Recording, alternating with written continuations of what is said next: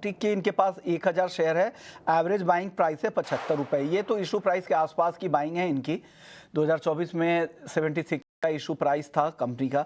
कुणाल, आप बताइए, ओला इलेक्ट्रिक को लेकर एवरेज बाइंग है, अभी उनके बाइंग प्राइस से काफी नीचे है, क्या होल्ड करने में समझदारी है? क्या 25 रुपए नीचे है इनके भाव के, खरीद भाव के? काफी नुकसान हो रहा है, कब तक ये भाव दिख सकता है या निकल जाने में समझदारी होगी? वेल बहुत पहले आई थिंक फेब के अराउंड उन्होंने ओला इलेक्ट्रिक खरीदी की कही होगी और फिलहाल 50 के अराउंड है। वैसे स्टॉक का फंडामेंटल देखना चाहे तो फंडामेंटल बहुत ही वीक है। आए दिन सोशल मीडिया पे ओला इलेक्ट्रिक को लेके नेगेटिविटी छाई रहती है। इतना ही नहीं, आप अगर न्यूज में भी देखें तो ओला इलेक्ट्रिक को लेके कहीं ना कहीं नेगेटिव बातें भी चल रही है, तो कहीं ना कहीं इसके डायरेक्ट इंपैक्ट आपको स्टॉक प्राइस में और ओवरऑल कंपनी के परफॉर्मेंस में भी देखने को मिल सकता है। फिलहाल 50 के अराउंड है, एक बार होल्ड करके चलने की सलाह दूंगा। एंड यहाँ पे अगर स्टॉक 52 के ऊपर सस्टेन होता है, 52 के ऊपर अगर सस्टेन होता है, तो फिर एक बार एवरेज करके चलने की सलाह रहेगी 48 के एसएल के साथ। ऊपरी लेवल पे 70 तक लेवल हमें ऐसा टारगेट देखने को मिल सकता है। अगर 70 आता है तो फिर आपको वहां पे पूरी की पूरी जो पोजीशन है, वो पूरी की पूरी पोजीशन में से एग्जिट मार के चलने की सलाह रहेगी। और आने वाले दिनों में please do not consider this counters for creating for portfolio as well, even for trading perspective, क्योंकि यहाँ पे कोई जान नहीं लग रही है काउंटर में मुझे।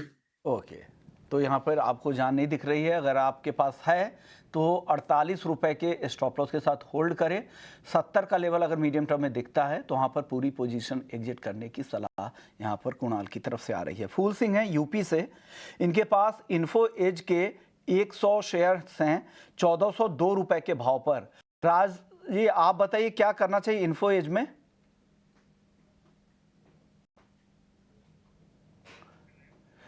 आपसे मेरा सवाल था इन्फो एज को लेकर, 1402 के भाव पर खरीद है, क्या करना चाहिए? मेरा मानना ये है कि वो भी होल्ड कर सकते का जो है, वो होल्ड कर सकते हैं अभी, क्योंकि जो हिसाब से अभी हमने फेस्टिव सीजन में जो ट्रैक्शन देखा था इन टर्म्स ऑफ नौकरी पे, और जैसे न्यू एम्प्लॉयज ज्वाइन हो रहे हैं, तो मुझे लगता है कि आने वाले जो महीनों में जो हिसाब से हमारी इकोनॉमी ग्रो कर रही है, तो वो हिसाब से फंडामेंटली वाइज जो जॉब का जो है इंक्रीजनेस, वो हमें देखने को मिल सकता है, and that will have a positive impact on नौकरी। तो मुझे लगता है कि स्टॉक को अगर हमें 1320 का स्टॉप लॉस लेके वो यहाँ से होल्ड कर सकते हैं। तो ये स्टॉप लॉस का ध्यान रखिएगा और फिर होल्ड करने की सलाह यहाँ पर इन्फो एज को लेकर आ रही है। चलिए, वक्त है अब हमारे अगले सेगमेंट का, वीआईपी शेयर जानने का।